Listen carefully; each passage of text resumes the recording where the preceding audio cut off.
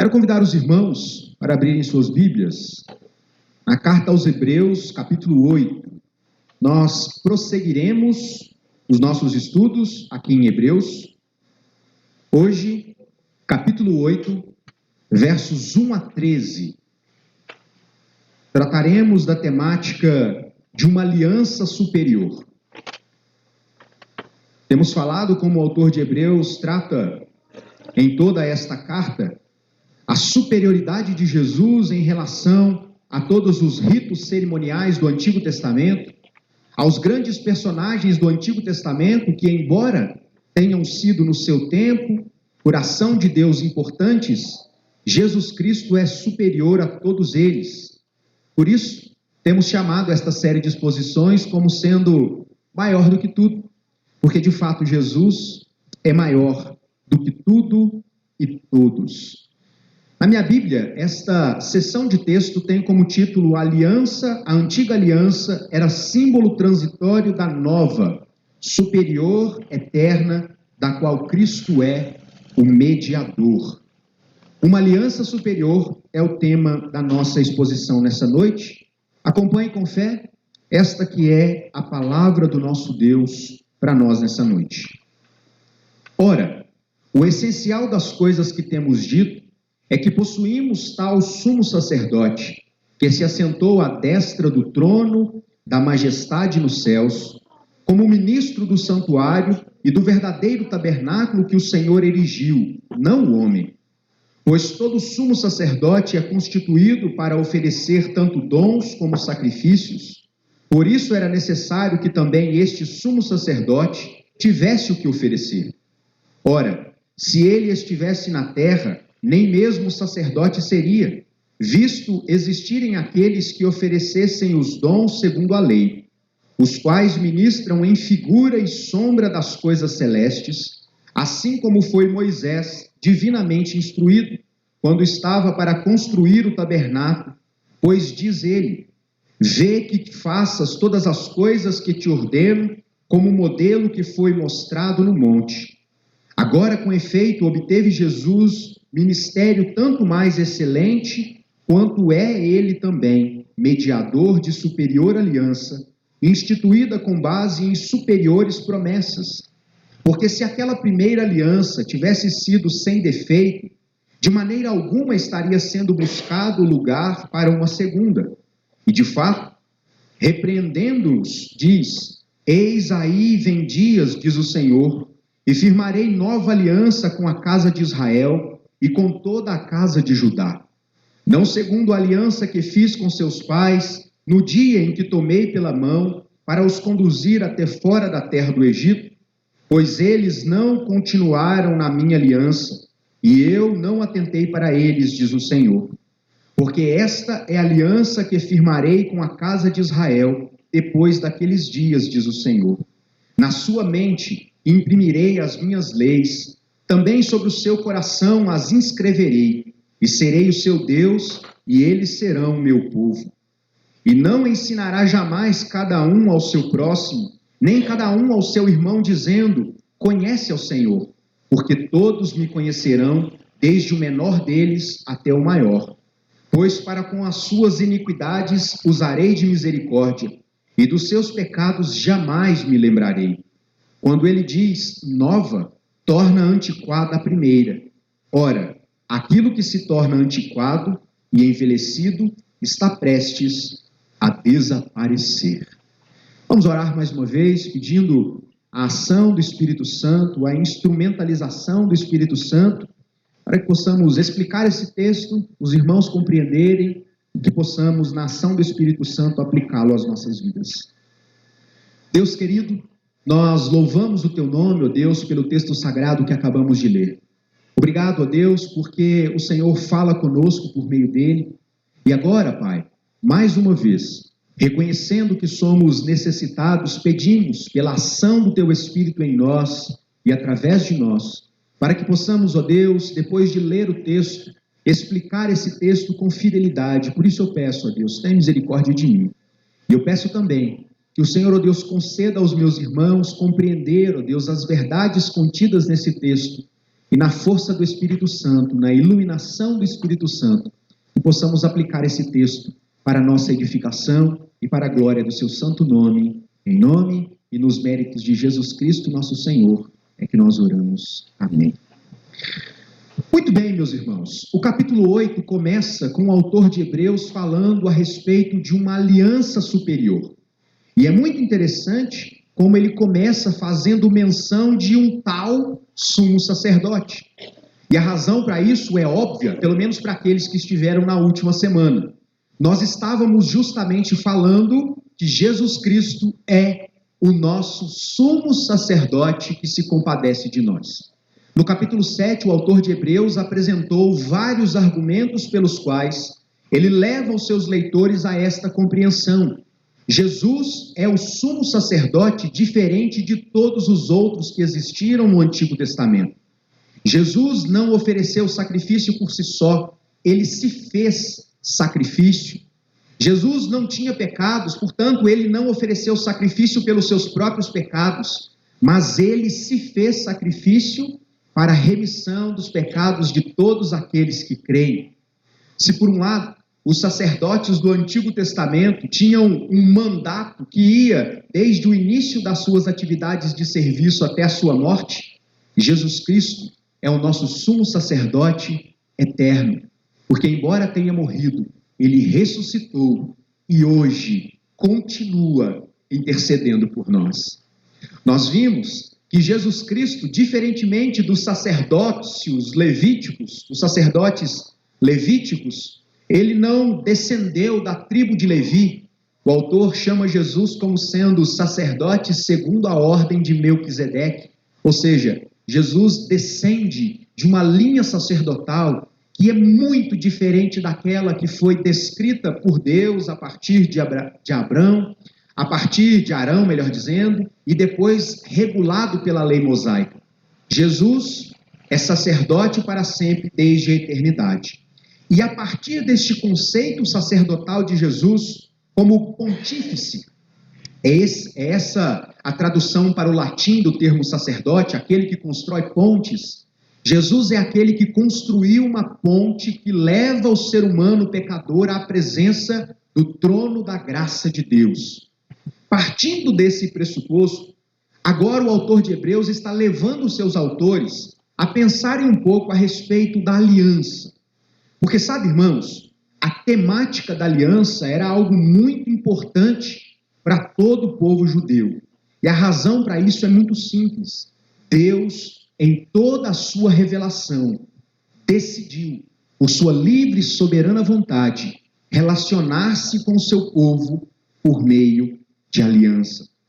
E aí, quando nós falamos de aliança, nós temos como base dois termos na palavra de Deus, tanto no Antigo quanto no Novo Testamento, que definem o significado de aliança. No Antigo Testamento, e os irmãos sabem muito bem que o Antigo Testamento foi escrito em hebraico, o termo que refere-se à aliança é o termo berit. No Novo Testamento, diatec. E ambos os textos, tanto berit quanto diatec, refere-se a alianças como sendo algo que tem sentido básico de prender-se, como amarrar-se. Então a ideia de aliança, tanto no Antigo quanto no Novo Testamento, é de um Deus que, apesar de ser o Criador de todas as coisas, apesar de ser supremo, superior, ele decidiu amarrar-se aos seres humanos. A aliança, então, amarrava as pessoas envolvidas em direitos e deveres, benefícios e punições. E aí, pode ser que surja no nosso coração uma primeira interrogação que é muito lícita. Afinal de contas, por que Deus decidiu fazer aliança com o homem? Por que Deus resolveu fazer uma aliança com o homem? Deus precisava de uma aliança como essa?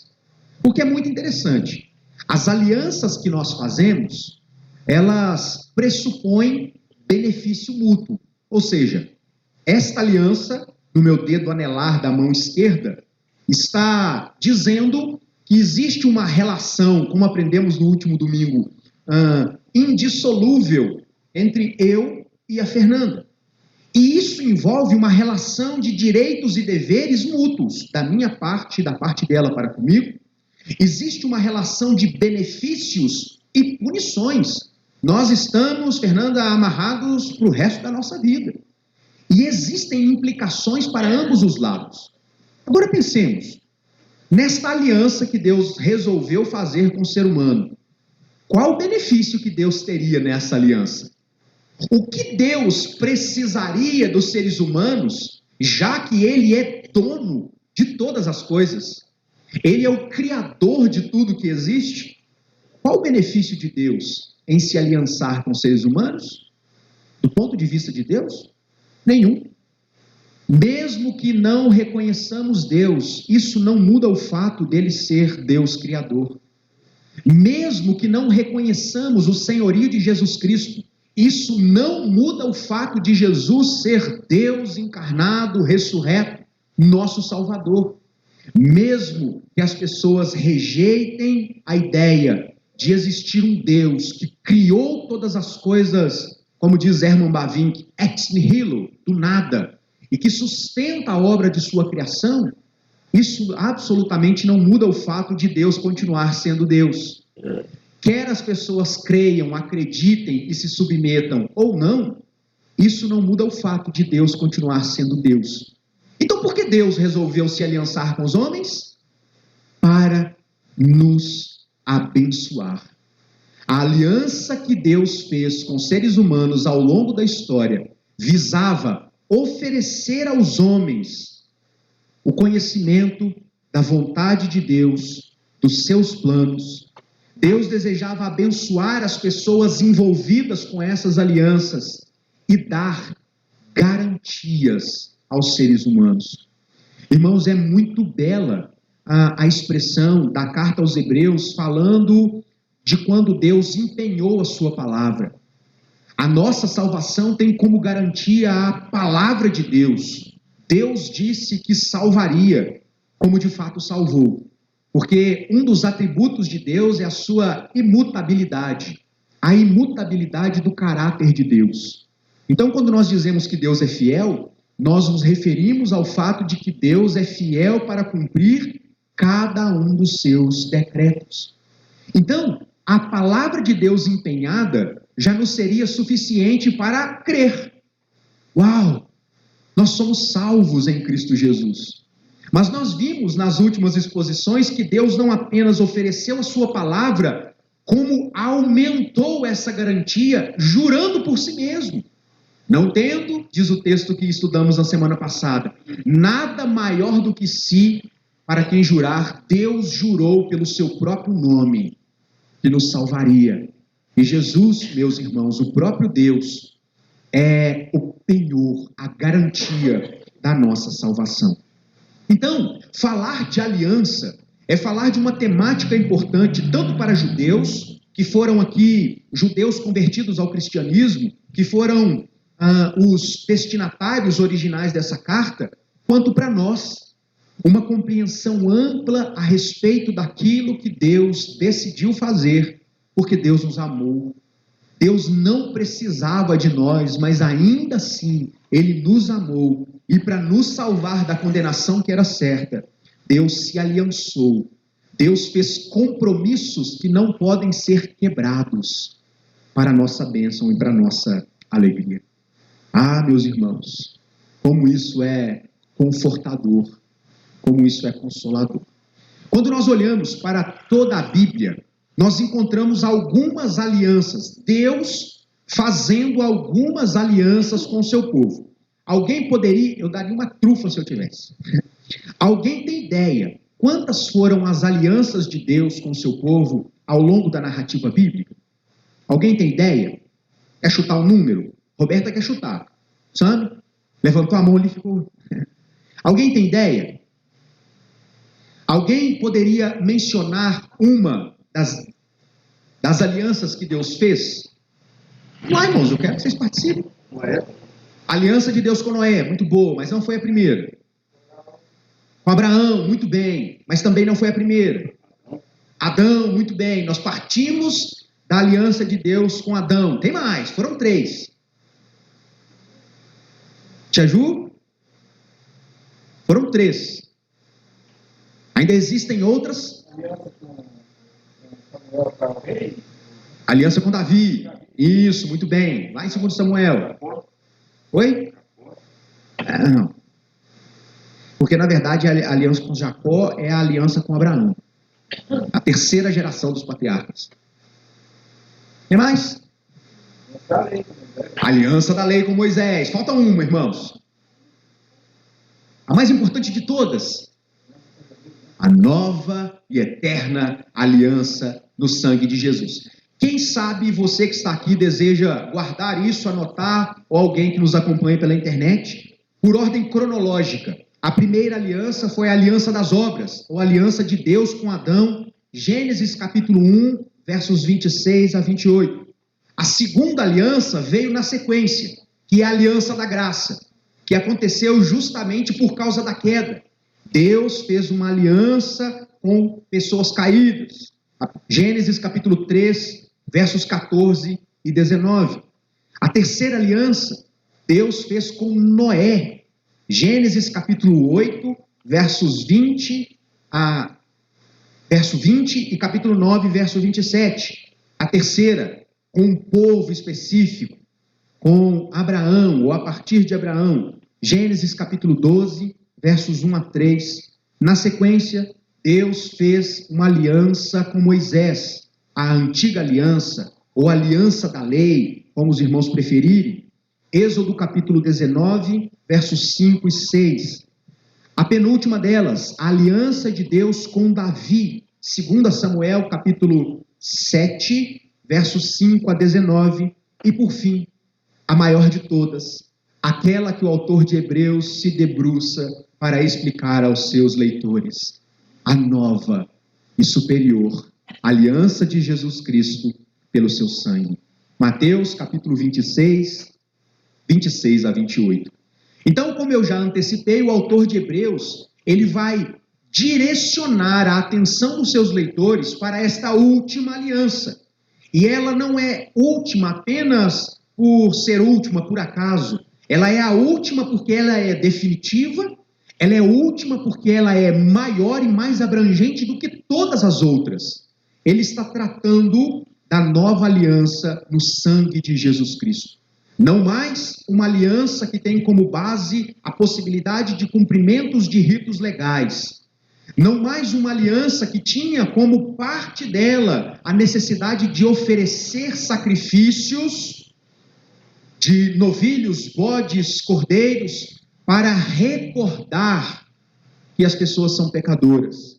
Mas uma nova aliança que tinha de fato o poder de purificar pecados. Então o autor de Hebreus, ele vai trabalhar na perspectiva de comparar a antiga aliança, que é a aliança da lei, com a nova aliança. Na mentalidade do autor, ele deseja trabalhar o contraponto entre a falibilidade da aliança da lei e a superioridade da aliança da graça. Então ele nos apresenta alguns argumentos, 2 na verdade, nesses 3 textos, 2 que se ampliam em outras 4 subpartes, e eu quero ir calmamente com os irmãos por cada um deles. O primeiro argumento, a nova aliança, ela é superior porque é ministrada por um sumo sacerdote num tabernáculo superior. Nós vimos isso nos versos 1 e 2. E existem aqui 2 informações importantes que eu quero chamar a atenção dos irmãos. Primeiro, a nova aliança tem Jesus como sumo sacerdote. Quando ele diz este tal sumo sacerdote, ele está referindo-se ao texto precedente, ao texto do final do capítulo 7, que aponta para a superioridade de Jesus como sumo sacerdote. E ele destaca que Jesus é sumo sacerdote independentemente da lei, da tribo de Levi, porque como muito bem sabemos, José, pai de Jesus ali, por assim dizer, ele era descendente de que tribo? De Judá. É por isso que Jesus é o leão da tribo de Judá. É por isso que Jesus é o filho de Davi. Filho no sentido de descender da tribo que Davi pertencia. Então, por isso, Jesus é diferente de todos os outros sumos sacerdotes. Ele é garantido, contínuo, permanente, santo, definitivo e imaculado. O autor de Hebreus afirmou isso no capítulo 7, versos 11 a 28. Jesus consumou a obra da salvação por meio do sacrifício da sua própria vida. E ele está hoje entronizado na glória com o Pai. Os versos apresentam alguns argumentos concisos a respeito da superioridade de Jesus como sendo o nosso sumo sacerdote. E o primeiro deles, Jesus é superior por causa da sua adequação moral. O sumo sacerdote precisava oferecer um sacrifício por si, para depois comparecer no templo e oferecer sacrifício pelas pessoas. Jesus, ele não apenas ofereceu o sacrifício puro, como se fez sacrifício no nosso lugar. Porque Jesus era semelhante a nós, como diz o próprio texto de Hebreus, contudo sem pecado. Então, por causa da adequação moral de Jesus. Segundo lugar, por causa da sua obra consumada. Irmãos, todos os anos, no Yom Kippur, no dia da expiação, era necessário peregrinar para o templo, para que pudesse então ocorrer todos aqueles rituais de sacrifício e ser então aspergido o sangue na Arca da Aliança, como uma espécie de recordação pelo pecado e um anseio pelo perdão. Jesus ofereceu um sacrifício como uma obra consumada. Depois de Jesus, nenhum sacrifício é necessário. Depois de Jesus, não existe absolutamente nada que nos seja exigido a não ser a fé, crer nesse sacrifício para a nossa salvação. Terceiro lugar, a sua entronização. Irmãos, os sacerdotes do Antigo Testamento serviram com fidelidade, muitos deles serviram, morreram, estão na glória com Deus. Mas eles estão apenas na glória com Deus. E aqui apenas entre aspas, né? Porque deve ser algo extraordinário. Mas só Jesus está assentado à destra do Pai. E por fim, Jesus é superior por causa da sua exaltação suprema. Jesus chamou de servos fiéis, Moisés e tantos outros que o autor de Hebreus cita lá no seu primeiro capítulo. Mas apenas Jesus, Deus chamou de seu filho. E filho como alguém que é como o Pai, que tem o mesmo poder do que o Pai. Em segundo lugar, Jesus, esta aliança é superior por causa do lugar que ela é estabelecida. O lugar é superior. E existe aqui uma questão interessante, porque quando nós lemos Deus falando com Moisés, como Moisés deveria construir o tabernáculo, porque assim, o povo sai do Egito, e até que o povo se instale em Canaã, na terra prometida, os sacrifícios e todos os rituais ocorriam no tabernáculo, que era um templo de tendas. E Deus, então, levou Moisés no monte e Deus deu detalhes de como Moisés deveria construir aquele tabernáculo, assim como Deus deu detalhes de como o templo deveria ser construído, cada detalhe, cada utensílio. E o autor de Hebreus está dizendo que o tabernáculo utilizado por Moisés no Antigo Testamento e posteriormente na terra, o templo, eles eram uma cópia humana de um tabernáculo que existe no céu.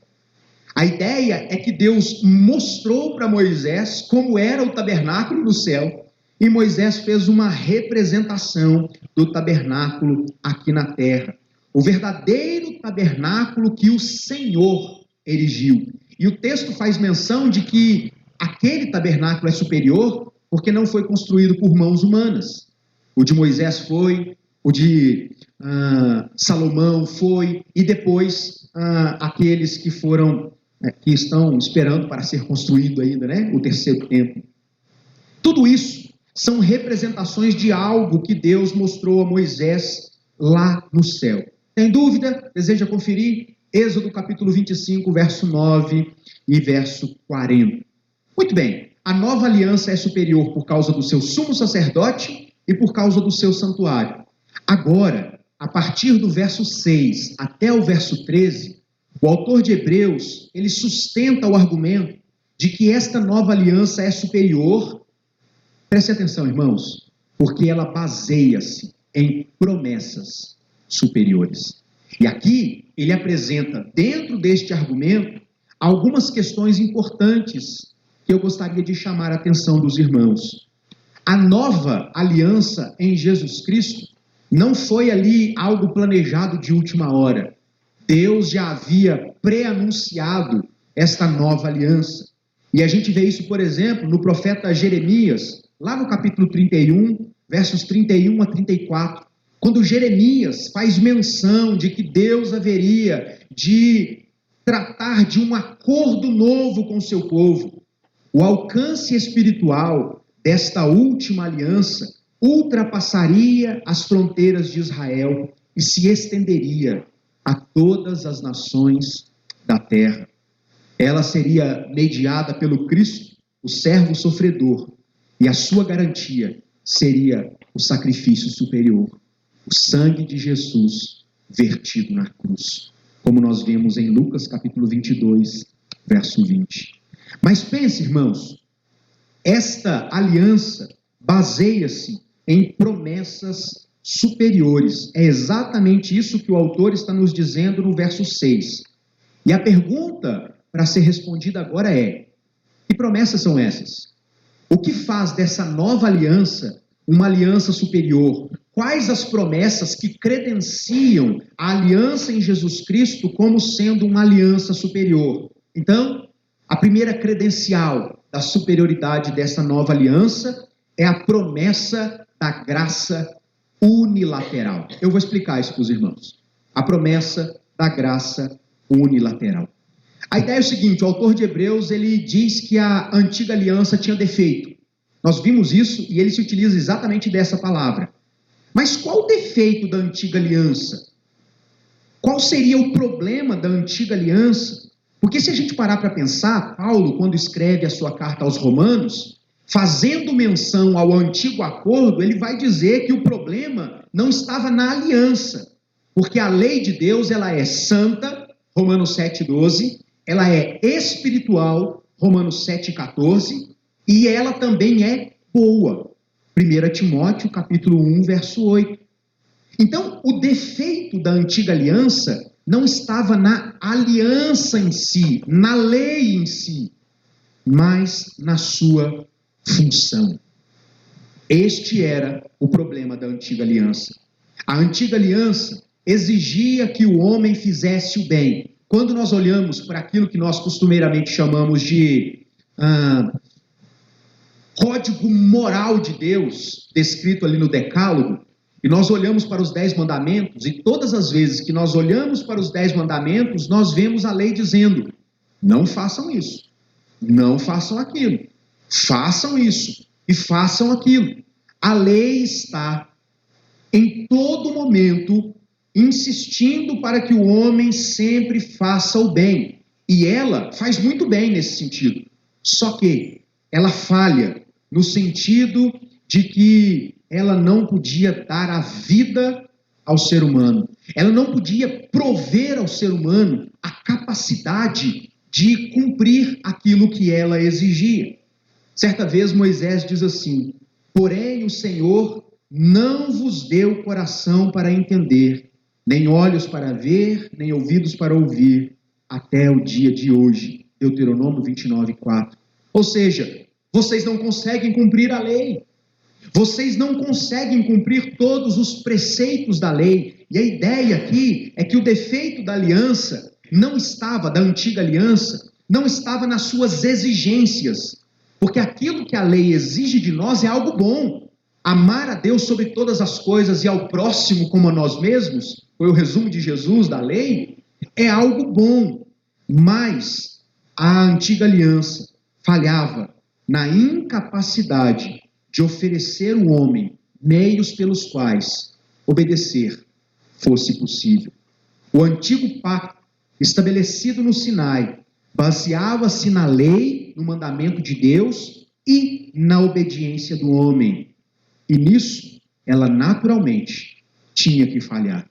Ela impunha um padrão ético acima da capacidade de obediência das pessoas, mas ao mesmo tempo não oferecia recursos espirituais para que tais exigências fossem cumpridas. É a ideia: não faça isso, mas você não pode fazer. É como se você pegasse uma criança de colo e dissesse para ela: vai lá e dirige um caminhão. Ela poderia até tentar fazer isso, mas isso seria impossível para ela.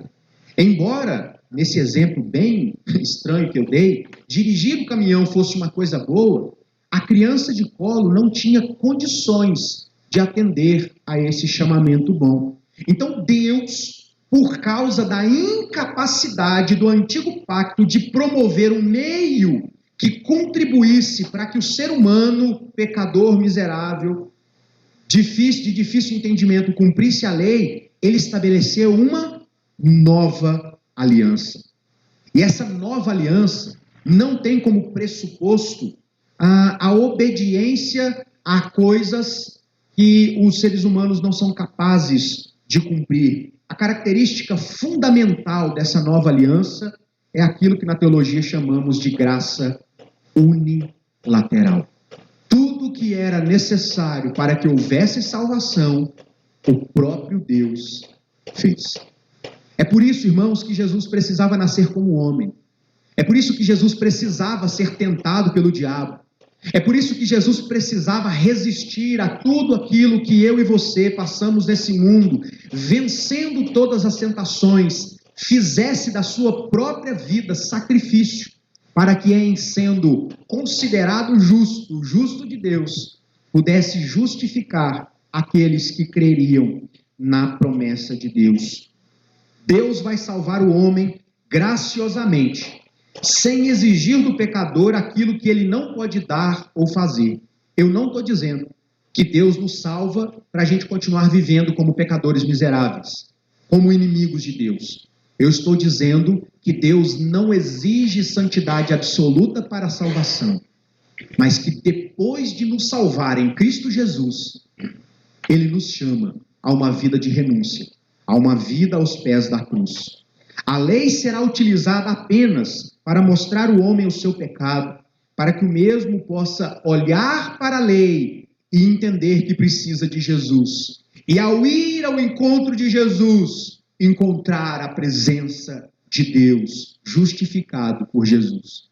Então a lei nunca nos foi dada para a salvação, mas para nos mostrar o quanto nós precisávamos de redenção. Então Deus envia a lei. Nós fomos expostos à lei. A lei expõe o nosso pecado. O nosso pecado nos conduz à presença de Jesus e Cristo nos purifica e nos permite ter acesso ao nosso Deus. Pela lei vem o pleno conhecimento do pecado. É o que Paulo afirma em Romanos capítulo 3, verso 20. Ele apresenta uma segunda característica, a promessa de mudança interior. E os irmãos vão entender aqui o contraponto do autor, porque no texto passado ele vai dizer que aqueles sacrifícios eram inúteis, no sentido de que, embora estivessem em acordo com a lei, eles não produziam mudança interior no coração daqueles que o operavam. A nova aliança promete regeneração espiritual, é o que nós vimos no verso 10. E aí, eu separei 3 informações importantes a respeito de regeneração. A primeira delas, quem é que produz a regeneração? Regeneração é novo nascimento. Quem é que produz? Deus é o autor da regeneração. Então, quem que produz o novo nascimento é o próprio Deus.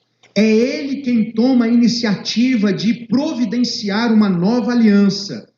E é Ele que promove o total cumprimento nessa nova aliança. Perceba, irmãos, nós entramos aí apenas com a fé. E com uma fé que é Deus que faz brotar no nosso coração.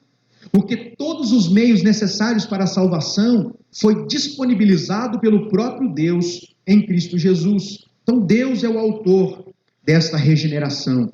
Esta regeneração, diz-nos o texto, alcança tanto a casa de Israel quanto a casa de Judá. Esta casa aqui não resume a nação de Israel, mas o Israel de Deus. Compreende, por assim dizer, todos os eleitos de Deus, toda a descendência espiritual de Abraão, conforme Paulo aborda em Romanos capítulo 8, 9, verso 8, melhor dizendo, Gálatas capítulo 3, versos 13 a 29. Por fim, a natureza dessa regeneração é interior. E aí é inevitável a associação que a gente faz, ou pelo menos deveria fazer, com as palavras do profeta Ezequiel, quando falando de uma mudança que Deus haveria de produzir no coração do ser humano, ele vai se utilizar de expressões como: vocês serão purificados pela água, vocês receberão um coração novo e um espírito novo. Deus vai colocar dentro de vocês um espírito de carne e tirar o espírito de pedra, ou seja, Deus vai produzir dentro de vocês um coração que será capaz de estar sensível à ação do próprio Deus, e vocês serão novas criaturas. Ezequiel capítulo 36, mais no finalzinho do capítulo 36. A lei do Espírito, então, nas palavras do autor de Hebreus, a lei substitui a lei de Moisés como o nosso guia. É o que Paulo reverbera lá em Romanos capítulo 8. O Espírito opera a obediência da lei. Então pense, irmãos, o que o autor de Hebreus está dizendo é que a lei continua sendo importante, mas ela não é um fim em si mesmo. É o Espírito Santo que opera no nosso coração e nos constrange em relação ao pecado e nos faz buscar obedecer à lei em obediência, mas obediência não por servidão, por amor. E isso é só o Espírito Santo que pode fazer. Verso 11, penúltimo. Existe aqui uma promessa de conhecimento universal de Deus. E a ideia aqui de conhecimento universal baseia-se no fato de que nos tempos ali de Jesus, do Antigo Testamento, do Novo Testamento inclusive, pairava na mente das pessoas a ideia de que apenas alguns poucos iluminados eram capazes de conhecer a Deus e a sua revelação. Quer exemplo de dois tipos de pessoas que pensavam isso, além dos agnósticos do primeiro século? Os escribas e fariseus. Eles se julgavam superiores às outras pessoas, primeiro, porque eles tinham contato com a lei. Segundo, porque eles eram eruditos, eles eram intelectualmente, pelo menos eles se achavam assim, superiores às demais pessoas. É por isso, por exemplo, que ao longo da história construíram usos e costumes que foram impostos às demais pessoas como tendo o peso da própria lei. A gente vê isso no Talmud, por exemplo. Então, existia naquele contexto uma ideia de pessoas que criam em Deus, especiais, e o chão de fábrica. E eu quero dizer para você que se vivêssemos naquele contexto, nós seríamos o chão de fábrica. Mas o que o autor de Hebreus está dizendo é que não, o conhecimento de Deus é universal, porque ele não é obtido pelo nosso intelecto, pelas nossas capacidades epistemológicas. O conhecimento de Deus, ele vem até nós por meio da ação do Espírito Santo, que faz tanto Nicodemos da vida entender a respeito de Deus, e aqui Nicodemos é uma menção a Nicodemos conversando com Jesus, e aos cegos, mudos e surdos, a Priscila, que teve os seus ouvidos abertos para entender o que Paulo estava pregando. Então o conhecimento universal de Deus diz respeito ao discernimento promovido pela ação do Espírito Santo. É quando a palavra de Deus é pregada e você diz, eu quero esse Jesus para mim. E esta percepção não é resultado do desenvolvimento intelectual, das nossas capacidades de compreensão, mas da ação do Espírito Santo do nosso Deus. Por fim, esta aliança é superior, porque existe a promessa de perdão completo dos pecados. A última promessa da nova aliança é a remissão completa dos pecados. Verso 12. Na antiga aliança, não havia remissão de pecados, mas a recordação de pecados. Hebreus capítulo 10, versos 1 a 3 e verso 18. Então o que as pessoas faziam? Elas entendiam que eram pecadoras e ofereciam sacrifícios numa demonstração de que havia compreensão de que eram pecadoras. Mas aquele sangue de animais não era capaz de produzir perdão de pecados. É por isso, irmãos, que nós afirmamos que Jesus Cristo levou sobre si na cruz do Calvário, quando disse tetelestai, está consumado, todos os pecados da humanidade, aqueles que vieram antes dele, aqueles que vieram depois dele, todos foram colocados sobre os ombros de Jesus, porque apenas o sacrifício de Jesus é capaz de remover o peso da condenação. Apenas o sacrifício único e perfeito de Jesus produz perdão. E por isso, apenas em Jesus é possível nos achegar à salvação.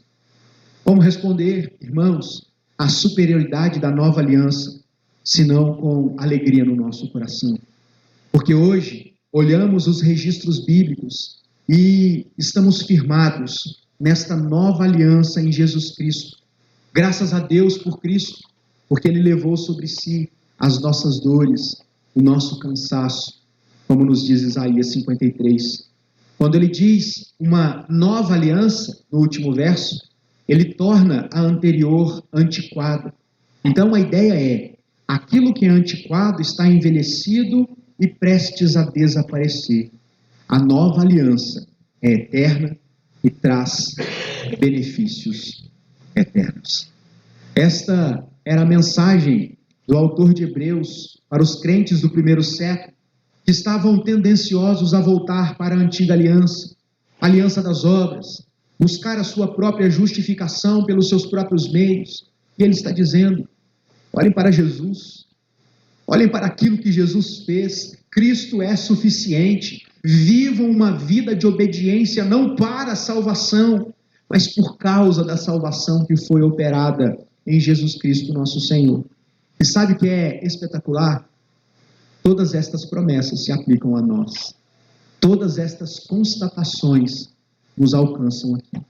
Que o nosso coração se encha de alegria por aquilo que Jesus fez, levando sobre si o peso do nosso pecado. Amém, meus irmãos? Que nós possamos nos lembrar desta nova aliança.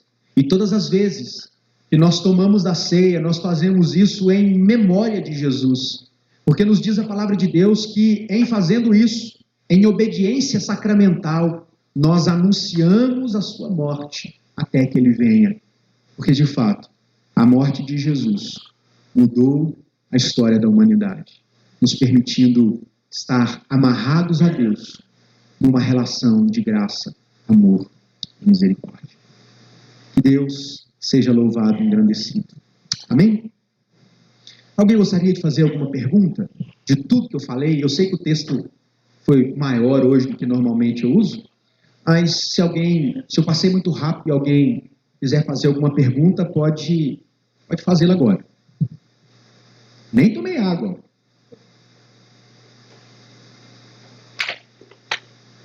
Muito bem, se não, eu convido os irmãos a se colocarem de pé. Nós estaremos orando, encerrando o nosso culto de hoje. Gratos a Deus por sua palavra. Na semana que vem, um outro pregador estará com os irmãos. Eu estarei, a partir de domingo, 15 dias de férias, pegando os últimos 15 dias de férias, e outros irmãos estarão nos substituindo. Então, nós interromperemos a nossa série em Hebreus por 2 semanas. Daqui a 3 semanas nós voltaremos, na segunda semana de outubro. Nas próximas 2 semanas teremos um pregador novo aqui com os irmãos, assim como nos domingos também. Tenho certeza que será bênção, será um tempo de edificação para a vida da igreja. Deus querido, nós louvamos o teu nome, ó Pai, te agradecemos por esse tempo que passamos aqui. Obrigado, ó Deus, por tua graça nos alcança. Obrigado, ó Deus, porque a tua misericórdia, Deus, nos constrange. O teu amor, ó Deus, abunda nas nossas vidas. Te agradecemos, ó Deus, por Jesus Cristo e por esta nova aliança no sangue de Cristo. Obrigado pela salvação. Obrigado, Deus, porque os nossos pecados foram integralmente perdoados em Jesus Cristo. Permita, Deus, que esta fé nos mantenha nos teus caminhos, nos faça, Deus, buscar a tua presença, sermos gratos ao Senhor por aquilo que o Senhor fez por cada um de nós. Que a bênção do Senhor seja sobre as nossas vidas hoje e sempre. Que o amor de Deus, a graça de Jesus Cristo, a comunhão e a consolação do Espírito Santo seja sobre a Igreja de Jesus, hoje e sempre, aqui e em todos os lugares espalhados pela face da terra, hoje, para todo sempre. Amém. Deus abençoe, irmãos. Nos encontramos numa próxima atividade da igreja. Um abraço.